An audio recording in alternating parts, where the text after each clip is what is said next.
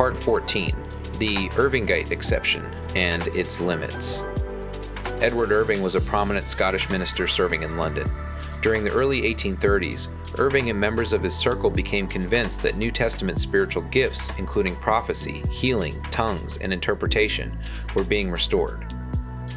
In the autumn of 1831, a congregant commonly identified as Miss Hall produced loud utterances during a public service that the congregation could not understand. Reports described confusion among the large gathering. Irving accepted the manifestation as the biblical gift of tongues and subsequently defended the operation of tongues and prophecy through passages such as 1 Corinthians chapters 12 through 14. Academic historical research confirms that Irving's movement understood these signs as restored supernatural gifts, and that Irving defended them in contemporary writings, including his 1832 series, Facts Connected with Recent Manifestations of Spiritual Gifts. The manifestations contributed to conflict between Irving and the trustees of the National Scotch Church.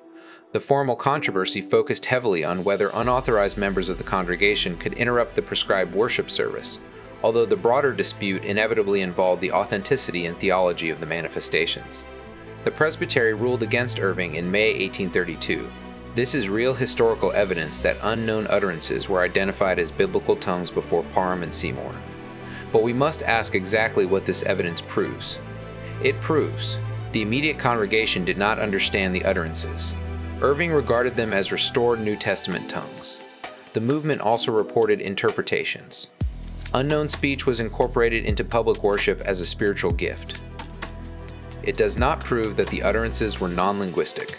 No audio recording exists. No sufficiently detailed phonetic transcription survives. No extensive speech sample can be analyzed for recurring vocabulary, grammatical regularity, syntax, or semantic structure. Therefore, unintelligible to the audience is an observation. Non-linguistic is a conclusion. The surviving Irvingite evidence supports the first claim. It cannot establish the second. If an English congregation heard someone speaking an authentic but unfamiliar foreign language, the congregation would describe the speech as unintelligible. Their inability to understand would not make it a non-language. We therefore cannot honestly claim the Irvingites definitely spoke real foreign languages. But neither can someone honestly claim the Irvingites definitely practiced the same non-linguistic glossolalia documented in many modern settings. The evidence cannot settle that question. The Irvingites are therefore a qualified exception.